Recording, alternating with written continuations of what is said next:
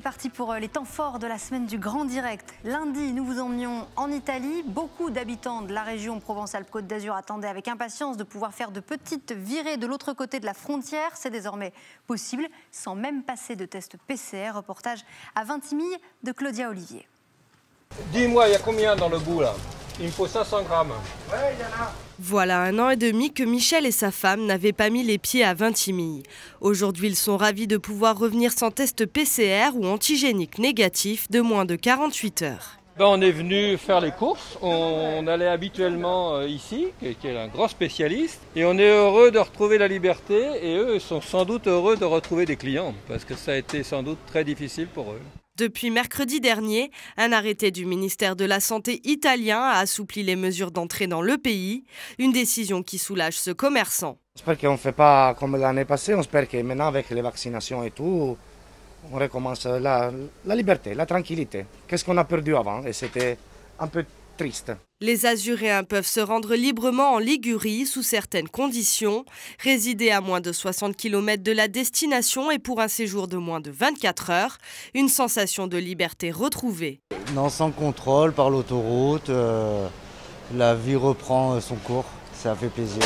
Pas besoin d'aller prendre un rendez-vous pour un test, on passe la frontière d'un côté, on repart de l'autre côté, c'est magnifique. Autre bonne nouvelle, la région est passée en zone blanche. En plus de la fin du couvre-feu, les restaurateurs peuvent de nouveau, avec une demi-jauge, accueillir les clients dans leur établissement.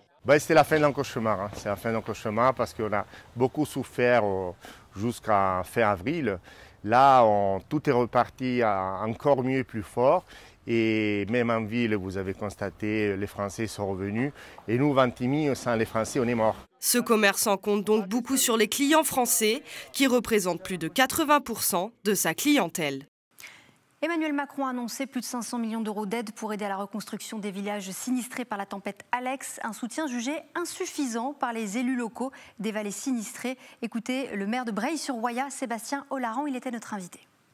Le président nous a annoncé une aide à hauteur de 572 millions d'euros. Mais dans ces 572 millions d'euros, il y a beaucoup de choses. Il y a les 59 millions d'euros de l'Union européenne. Il y a les 120 millions d'euros de fonds Barnier qui vont permettre notamment les acquisitions et démolitions de biens. Il y a la dotation de solidarité, et c'est la partie qui est un petit peu décevante, c'est-à-dire le financement qui va nous être apporté pour reconstruire les infrastructures emportées par la tempête qui ne sont pas assurables. On avait estimé sur l'ensemble du département à plus d'1 milliard d'euros les dégâts, et nous allons recevoir un peu plus de 160 millions d'euros, ce qui est extrêmement peu par rapport à l'étendue des dégâts. Est-ce que vous pouvez nous expliquer d'un mot ce qu'est cette dotation de solidarité? C'est l'argent qui vient des caisses de l'État, en clair?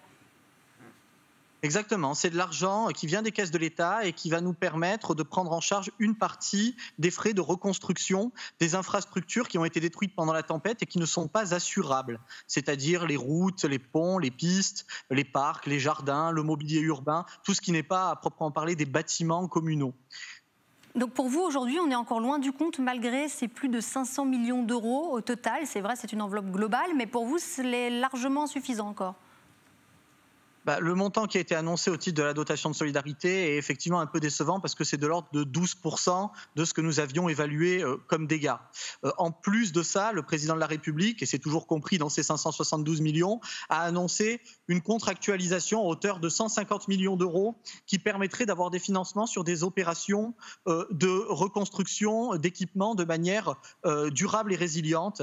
Et donc, c'est peut-être ça qui va permettre de compenser un petit peu ce qui n'a pas été pris en compte au titre de la dotation de solidarité.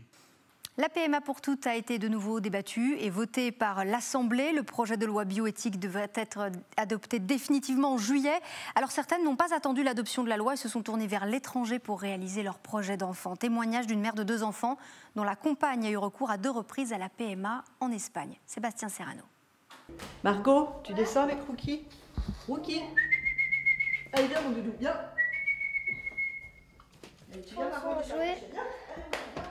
Aujourd'hui, pour Margot, 8 ans, c'est jour de préparation d'un exposé pour l'école. Magali et Annie, les parents de la petite fille, sont attentifs au programme Cours de sciences sur les reins. Là, je ne sais pas encore, vu que là, il y a un tuyau et 2 tuyaux, mais sur le dessin, il n'y en a pas là. Si aujourd'hui tout a l'air paisible dans cette petite famille, le chemin pour en arriver là a été compliqué. Il y a 14 ans, c'est pour donner naissance à Victor que Magali et Annie ont eu recours à la procréation médicalement assistée. Impossible en France, direction l'Espagne pour des démarches interminables. Il y a un processus qui se met en place et puis il faut revenir en France, il faut trouver un gynécologue qui est d'accord pour nous suivre parce qu'il y a des piqûres à faire, il y a tout un processus à faire. C'était pas facile là dans la région, mais bon, on a trouvé quand même. Et donc voilà, donc il y a les prises de sang, il y a les visites chez le gynécologue, il y a les piqûres et puis il y a le départ. Il faut partir parce que va y avoir l'insémination dans les 48 heures. Donc voilà, il y a eu beaucoup de trajets en Espagne. C'était long, c'était dur, le retour, l'attente, les 15 jours d'attente, et puis si ça a fonctionné ou pas. Donc voilà, donc c'est vrai qu'il faut protéger nos enfants, donc il faut que cette loi tombe. Il faut arrêter tous ces trajets, là, c'est vraiment hyper pénible, c'est onéreux aussi. Une fois ces démarches passées, vient le combat du quotidien. C'est Annie qui a porté les enfants, légalement c'est donc elle, la mère. Pour Magali, comme pour tous ceux qu'on appelle les seconds parents, il est beaucoup plus compliqué d'exister. En fin de compte, cet enfant qui naît, elle a juste une maman, donc d'où cette loi qu'il faut mettre en place rapidement. Parce que la deuxième maman ou le second parent, il n'est pas reconnu par la loi. S'il se passait quoi que ce soit, si mon enfant à l'école il tombait, il fallait le faire opérer et tout, je ne pouvais pas dire allez-y, opérez-le. Non, j'avais aucun droit, j'étais rien. Promesse de l'ancien chef de l'État François Hollande, le projet de loi bioéthique peine à être adopté. Voilà pourquoi le texte examiné pour la 3e fois à l'Assemblée à partir de ce lundi est porteur de promesses pour de nombreuses familles. Il faut toujours prouver qu'on est capable d'eux. Alors que oui, on est capable d'eux, on est des parents comme les autres parents. On n'est pas moins bon ou plus bon. Les enfants, ils ont les mêmes problèmes que dans les autres familles, à l'école avec les copains. Voilà, ça se passe exactement pareil. Prochaine étape le 24 juin prochain, date du nouvel examen du texte au Sénat. La loi, elle, devrait être définitivement adoptée en juillet. Les vins de Provence n'ont pas toujours eu bonne presse, on le sait. Pourtant, aujourd'hui, il a réussi à redorer son blason. C'est un reportage dans le Var signé Marion Colangelo. Il y a quelques années encore, les vins de Provence ne faisaient pas recette. Aujourd'hui, tout a changé. Les rosés ont gagné en qualité et les vins de Provence ne cessent de progresser. Par vin de Provence, on entend surtout le mot rosé, qui est l'un des vins les plus connus ici. Anciennement, on disait que le rosé donnait mal à la tête. Et aujourd'hui, à travers le travail exceptionnel des producteurs, mais aussi des fédérations du vin qui nous permettent de communiquer largement sur les produits, le vin est vraiment devenu quelque chose d'exceptionnel à travers les arômes, le côté fruité, sur les fruits rouges, léger et clair en même temps. Donc c'est ce que recherchent les consommateurs aujourd'hui. Preuve en est, ce domaine situé à Cogolin a été racheté en 2013 par un grand nom du prêt-à-porter. Beaucoup de terres viticoles varoises sont rachetées par de grandes fortunes françaises et leurs vins s'exportent aux 4 coins du monde. En France, aussi sur la région PACA, mais aussi surtout à Lyon, sur Paris et aussi en export, donc généralement en Europe. Aujourd'hui, sur les terrasses des restaurants, les vins de Provence sont partout, quelle que soit leur couleur. La qualité est parfaite, elle est parfaite. Mais dans les vins de Provence, c'est du haut de gamme. Maintenant, c'est devenu, à l'époque, c'était un vin tout blanc, que maintenant, il s'est vraiment agrémenté d'une façon extraordinaire. Très très nette amélioration depuis quand même pas mal d'années, mais c'est vrai qu'il y a beaucoup de qualité qu'on ne trouvait pas il y a 20 ans. En vin de Provence, aussi bien en rouge qu'en rosé et qu'en blanc. Des cépages sélectionnés avec soin, leur assemblage étudié avec minutie et des goûts souvent légers et fleuris. Des vins de Provence, parfaits pour la belle saison. Et puis du sport pour tous à Nice avec une semaine d'activités sportives pour les personnes en situation de handicap, enfants comme adultes, ont été accueillis toute la semaine. Marie Guisto. Tire fort. Ouais, champion. Dedans. Bravo. Encore un? Allez, bien. Michel, apprenti archer, savoure sa victoire. En situation de handicap, il sort de son quotidien parfois difficile et se met à la pratique physique. Pour la 22e édition de la journée handicap, le complexe sportif Les Combes se transforme en terrain de jeu pour cette dizaine d'adultes. Derrière chaque masque, on peut voir que les personnes en situation de handicap s'épanouissent. C'est les Jeux Olympiques qu'on fait la première fois. On n'en a jamais fait. Le but de la journée, découvrir évidemment de nouvelles activités, mais aussi apprendre à travailler ensemble. L'objectif, c'est de montrer qu'on peut faire des petites compétitions entre soi et de participer à différentes activités ludiques et sportives en faisant des petites compétitions. C'est pour faire en sorte que chacun puisse participer à la mesure de son handicap, mais qu'il n'y ait pas d'inégalité entre les personnes. Des ateliers sportifs et ludiques sous la forme de la célèbre émission de télévision Fort Boyard, ou plutôt le Fort Bagna. Les participants cherchent des indices pour ainsi trouver un trésor. Ici, ce n'est pas le père Fouras qui prononce l'énigme, mais la mère Fougas. Mon premier, l'inverse de seul. Mon second peut désigner un groupe. Mon troisième se dit en anglais together. Mon tout fait partie du nom de la manifestation. Une matinée qui s'est clôturée par la remise du trésor. Chaque participant a pu avoir sa médaille et son sac à dos. Mission réussie pour ce petit groupe. Un incendie meurtrier dans le Var. Lundi soir, 2 personnes ont péri dans une maison de village de Bargemont. C'est au nord de Draguignan. À ce stade, on ignore encore les causes du sinistre. Le récit de Marion Colangelo. Le village de Bargemont est sonné. Hier soir, il était environ 21h30 quand les flammes se sont propagées dans cette maison de 3 étages. Ça a été une grande nuit éprouvante, épuisante, avec les pompiers, avec la gendarmerie. Tout le monde a été sur place et nous avons dû reloger au plus tôt et au plus vite les personnes qui malheureusement ont pu s'en sortir, enfin heureusement pour eux. Le bilan est terrible. 2 personnes ont perdu la vie. Une jeune femme de 28 ans et un homme d'une 60aine d'années. Il n'y a pas de mots. Voilà, il n'y a pas de mots pour décrire la situation. Ils n'avaient pas le droit de partir. C'était pas le moment. Une toute jeune femme de 28 ans, avec des parents à l'autre bout de la France, à l'autre bout du monde, des parents complètement effondrés. Et puis un gars du village, un homme adorable. Prêt à rendre service, toujours. On aurait toujours pensé qu'il lui arriverait quelque chose ailleurs, on s'y attendait, mais pas dans ces conditions. Plusieurs équipes ont été dépêchées sur place, dont les pompiers militaires de Canjuers, présents encore jusqu'en milieu de journée pour sécuriser les lieux. À 22h, les sapeurs-pompiers ont été alertés pour un feu d'habitation en centre-ville de Bargemont. Donc intervention pour laquelle on a engagé 40 sapeurs-pompiers, armant 3 véhicules incendies, une échelle, 3 ambulances, une équipe de SMUR médicalisée, une équipe aussi d'infirmiers. Et bien évidemment, il y avait la gendarmerie et la partie municipale qui ont été de concert avec nous. Pour le moment, les causes de l'incendie n'ont toujours pas été déterminées. Une enquête de la brigade criminelle est en cours. À partir du 15 juin, la vaccination va s'ouvrir aux adolescents de 12 à 18 ans, comme l'a recommandé la Haute Autorité de Santé. Cet élargissement du public à la vaccination pourrait permettre d'atteindre plus rapidement l'immunité collective. D'ici là, la vaccination est ouverte à tous les plus de 18 ans, mais les jeunes majeurs, vous allez le voir, ne se sentent pas toujours concernés. Alors le département des Bouches-du-Rhône a mis en place un bus de la vaccination qui va directement à la rencontre des étudiants. Il a marqué l'arrêt cette semaine sur le campus de Saint-Jérôme, dans le 13e arrondissement de Marseille. Valentin Rodriguez avec Yental Criado. Un pas de plus vers la liberté. Comme Axel, ils étaient plus de 200 étudiants à se faire vacciner dans le bus de la vaccination dans ce campus universitaire. Une libération pour ces jeunes qui veulent profiter plus librement de l'été qui arrive.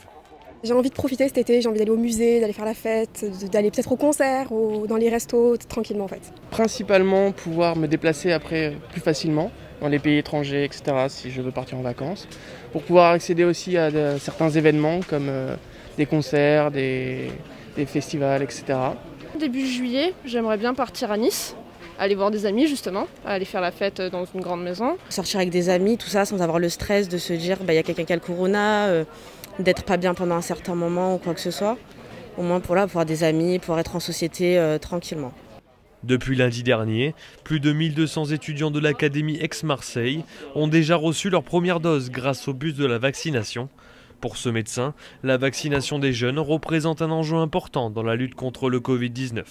Ça a réduit considérablement le taux de circulation du virus entre les jeunes, entre eux, et envers les personnes plus fragiles, âgées, parents, grands-parents, etc.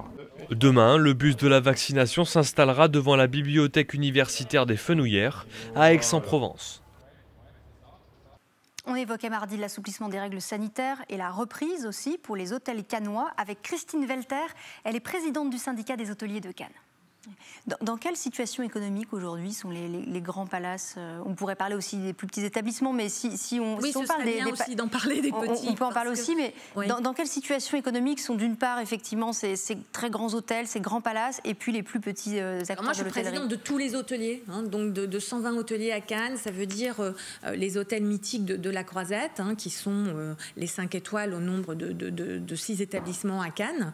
Mais sur 120, ce n'est pas la majorité. Donc c'est la locomotive de la destination, bien évidemment, avec des gros investisseurs derrière. Donc je ne dis pas que la situation est moins terrible pour eux, parce que les chiffres sont gigantesques. Par contre, derrière, vous avez de l'hôtellerie indépendante, des chefs d'entreprise qui, depuis 1 an et demi, sont complètement à l'arrêt. D'ailleurs, est-ce que certains ne pourront pas rouvrir? Est-ce que certains vont faire faillite? Alors, ce n'est pas le cas encore aujourd'hui. On a eu la chance d'avoir effectivement le chômage partiel qui nous a beaucoup aidé et qui a permis de sauver nos salariés. C'est important. J'entendais un de vos reportages sur le personnel. Dans l'hôtellerie, on travaille quand même majoritairement avec des CDI. Donc on a pu sauver nos CDI. Comme je dis toujours, c'est l'âme et le sang de nos entreprises. Donc hier déjà, un hôtelier effectivement témoignait, et un hôtelier du Var, et disait effectivement, heureusement qu'on a eu le chômage partiel, et il saluait les dispositifs qui avaient été mis en place. Donc le chômage partiel a permis de sauver nos CDI. Ce sont des gens qu'on a formés, qu'on aime, qui font partie de nos établissements. Donc on a sauvé les CDI, on peut réouvrir avec du personnel et nos CDI. Les fonds de solidarité, qui ont été un peu plus présents sur le deuxième confinement que sur le premier. Et puis les PGE. Mais les PGE, ce sont des prêts. Les PGE, des prêts garantis par l'État. Les prêts garantis par l'État. Donc ce sont des prêts que nous avons tous lancés, ouverts, qui ont permis de faire un peu tampon cet hiver.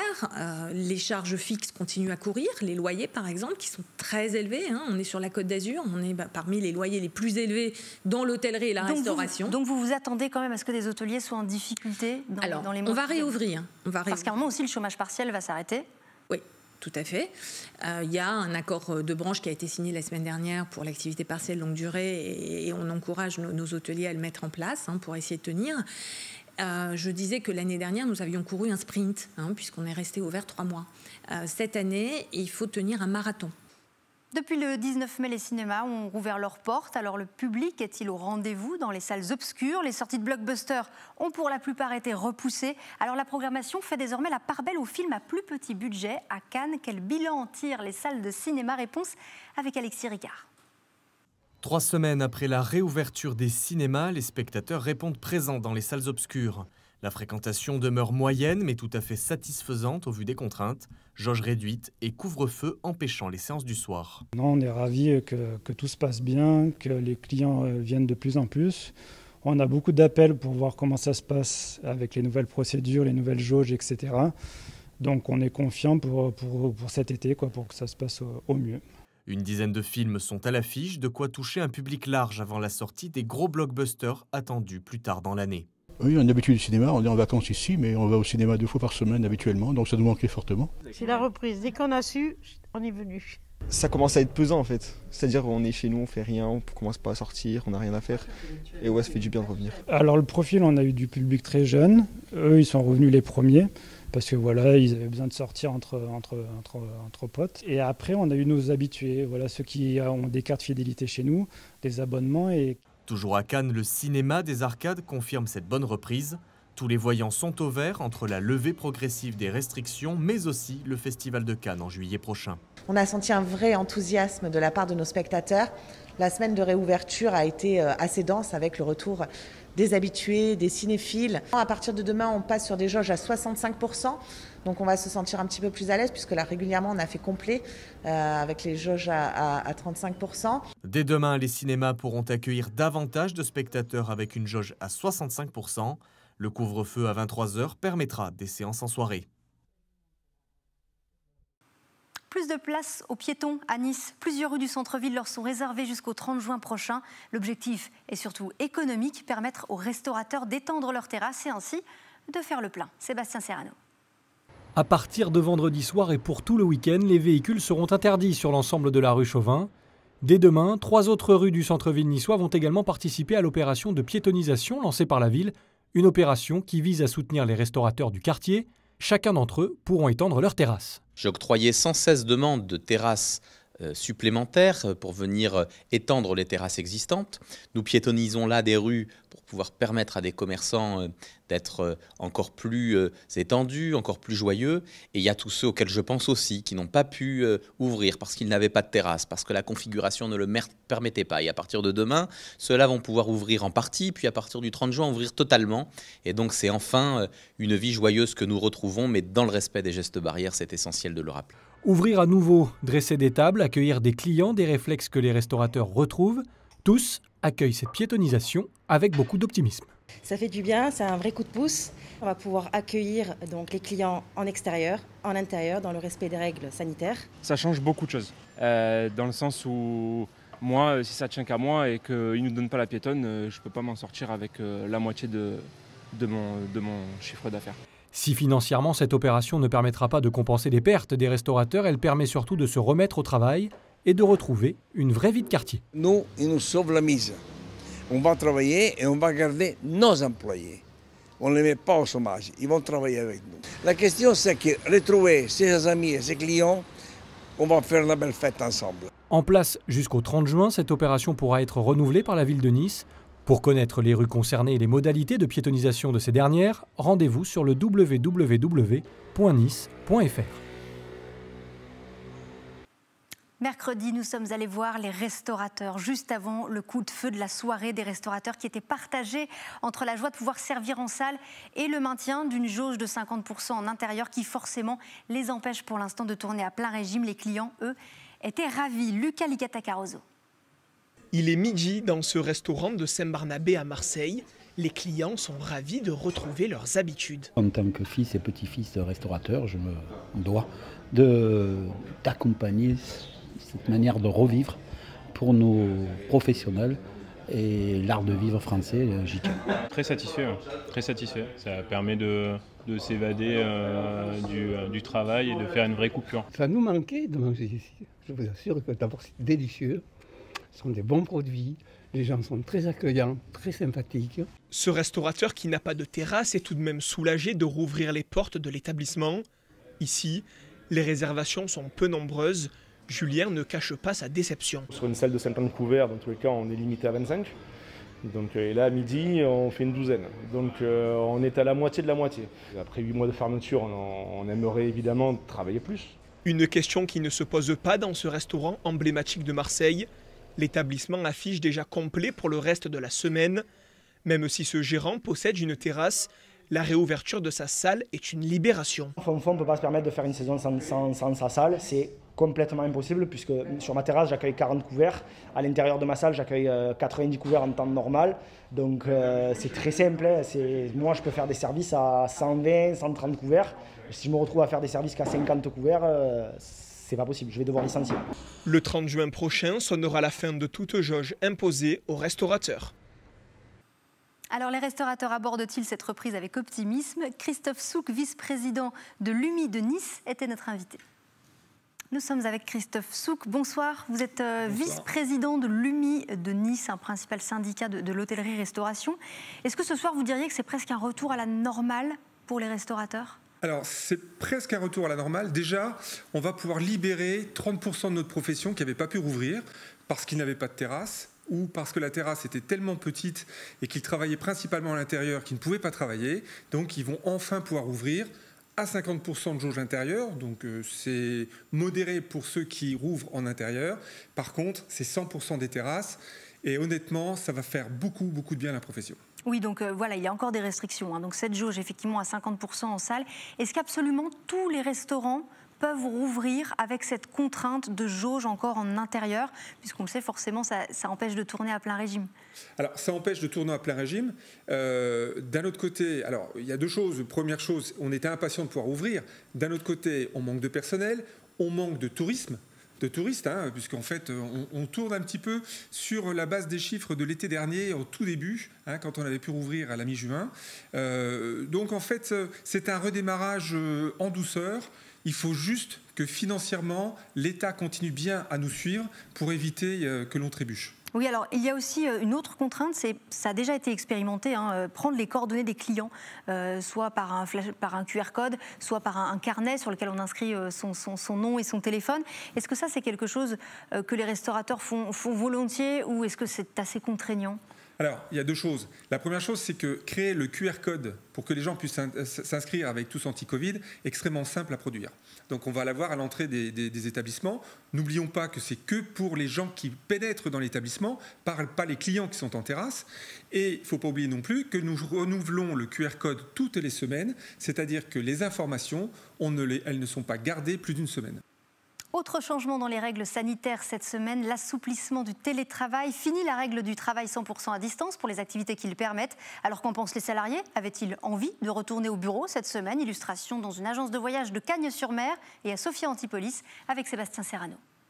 La vitrine est enfin prête. Le petit salon va pouvoir accueillir les clients. Dans cette agence de voyage, c'est l'heure du retour au travail en présentiel.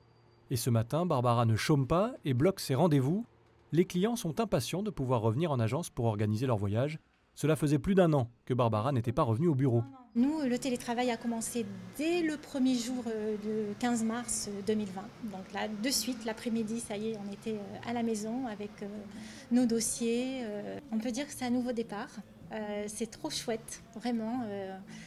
Voilà, on est vraiment ravis d'avoir la porte ouverte, de pouvoir recevoir les clients à peu près normalement, malgré qu'il y a encore des petites contraintes, mais bon, on arrive à s'en sortir puisqu'on fait beaucoup de rendez-vous en fait. Donc c'est très bien et les clients sont ravis aussi comme ça. À Sophia Antipolis, au sein de la Technopole, la crise sanitaire a révolutionné le recours au télétravail. Avec d'autres chefs d'entreprise, Étienne Delay a lancé un observatoire du télétravail et pour lui, le constat est sans appel. Bonjour mesdames. Avant la crise, le salarié de Sophia télétravaillait peu. Le chiffre qui montre ça, c'est le nombre de jours de télétravail par semaine. Donc à l'échelle de la Technopole, 40 000 salariés, c'était 4 500. Pendant la crise, l'indicateur que je mentionnais à l'instant est monté à presque 50 000, 46 000. Donc 46 000 jours de télétravail en une semaine. À partir d'aujourd'hui, les employeurs peuvent demander à leurs salariés de revenir en présentiel, mais ils devront fixer ensemble un nombre minimum de jours de télétravail par semaine pour les activités qui le permettent. Aujourd'hui, 9 mai, c'est une étape du déconfinement. Les règles nationales concernant le télétravail évoluent. Mais bon, il ne va pas y avoir de révolution dans la journée d'aujourd'hui. Il n'y en a pas eu ce matin et il n'y en aura pas. À noter qu'une entreprise ne peut imposer à tous ses salariés de revenir à 100% dès aujourd'hui. Les yachts de plus de 24 mètres ne peuvent plus mouiller près du littoral dans la baie de Cannes ni autour des îles de Lérins. L'objectif est surtout environnemental puisqu'il s'agit de préserver les herbiers de Posidonie abîmés par les ancres des bateaux alors qu'ils sont indispensables à la biodiversité pour les professionnels du yachting. Ces règles sont clairement trop restrictives. Reportage à Cannes d'Alexis Ricard. Tout le trait rouge que vous voyez, nous n'avons plus le droit de mouiller au-delà de ce trait rouge. Depuis octobre dernier, ce yacht de 30 mètres ne peut plus mouiller où il veut le long du littoral. Avec l'arrivée de la saison touristique, beaucoup de plaisanciers pourraient déserter car ces restrictions les obligent à jeter l'ancre loin des côtes. Ce capitaine d'un charter destiné à la location est inquiet pour son emploi. On va se retrouver avec une clientèle qui soit ne va pas venir parce que du coup on pourra plus s'approcher des côtes et arriver dans des zones de baignade qui sont sympathiques. Ou alors les propriétaires vont faire migrer les bateaux à l'étranger comme ça se passe maintenant pour ne pas avoir à supporter ce décret. Pourquoi empêcher les bateaux de plus de 24 mètres de mouiller près des côtes ? Parce que l'ancre des bateaux arrache les herbiers de Posidonie, une espèce protégée depuis 1988, véritable nurserie pour la faune sous-marine. On note moins 10% depuis 100 ans d'herbiers de Posidonie en Méditerranée et dans certaines zones très denses, avec un fort trafic, on observe jusqu'à moins 30% en 5 ans. La région PACA accueille jusqu'à 40% de la grande plaisance mondiale chaque été. À l'avenir, il faudra adapter les infrastructures pour accueillir tous ces bâtiments. En Sardaigne ou à Bonifacio, des bouées éloignées des côtes ont été installées. Donc nous, on encourage vraiment toutes les initiatives qui vont dans ce sens. Et quand je parle d'initiatives, je parle aussi de tous les projets qui pourraient être portés par des collectivités ou des gestionnaires de bien publics ou privés, pour pouvoir mettre en place des alternatives au mouillage. Il en existe. Il y a déjà 32 zones de mouillage et d'équipements légers en Méditerranée. Il y a 11 projets qui sont, qui sont soutenus par France Relance. Ces projets d'alternatives au mouillage seront étudiés par la préfecture maritime afin de vérifier l'impact sur les herbiers de Posidonie. Les parcs d'attractions et les fêtes foraines aussi rouvrent leurs portes, mais sous certaines conditions. Jauge de 5000 personnes, masques, distanciation sociale dans l'ombre. Les petites mains ont travaillé d'arrache-pied ces dernières semaines pour préparer le jour J. À Fréjus, les 200 forains du Luna Park ont accueilli leurs premiers clients ce vendredi soir. Claudia Olivier. Mise en route des attractions, remplissage des machines à sous, nettoyage des stands. Après 7 mois de fermeture, Carl Forain au Luna Park de Fréjus attend avec impatience de pouvoir retravailler. Aujourd'hui, il termine les derniers préparatifs avant la réouverture prévue ce vendredi. Donc là, on vérifie que tout marche pour que le jour J, les gens qui insèrent une pièce dans le monnayeur ne me disent pas ça marche pas, quoi. Donc là, on dépoussière tout, on huile les petites mécaniques pour que tout soit parfait le jour J. Une jauge de 5000 personnes, port du masque, distanciation sociale ou sens de circulation pour les visiteurs. Un protocole sanitaire strict doit être respecté. On essaie de fliquer un petit peu les gens, leur demander d'être correct avec le masque, de ne pas trop s'agglutiner sur une seule machine. Il y a de l'espace entre chaque jeu, on a plus de 2 mètres entre chaque jeu, on essaie toujours de respecter une distanciation. De l'autre côté du parc, on vérifie que les machines sont en bon état. Inactives depuis plusieurs mois, des tests ont été effectués pour assurer la sécurité de chacun. On a changé tous les axes de bras, là, vous voyez, tout est neuf. Après, on a refait tous les nacelles. Tous les harnais étaient refaits. Tout est reparti à neuf, quoi. Kino, le directeur, sillonne le parc et inspecte les moindres recoins. Il ne s'agit d'oublier aucun détail. À quelques jours de la réouverture, il est plutôt confiant. Oui, je pense que ça va bien se passer, comme l'année dernière. Je pense que les gens ont envie de sortir, je pense qu'ils ont envie de profiter un peu de tout ça. Et puis oui, sur les réseaux sociaux, on voit que ça bouge déjà pas mal. On a quand même pas mal de retours qui sont assez positifs. Donc je pense qu'on va passer, je pense que la saison va être bien, j'espère. En tout cas, je l'espère. Avant la crise sanitaire, le parc accueillait plus de 300 000 personnes pendant la saison estivale. Il espère retrouver la même fréquentation cet été. On se retrouve dans un instant pour la suite des temps forts de la semaine du Grand Direct.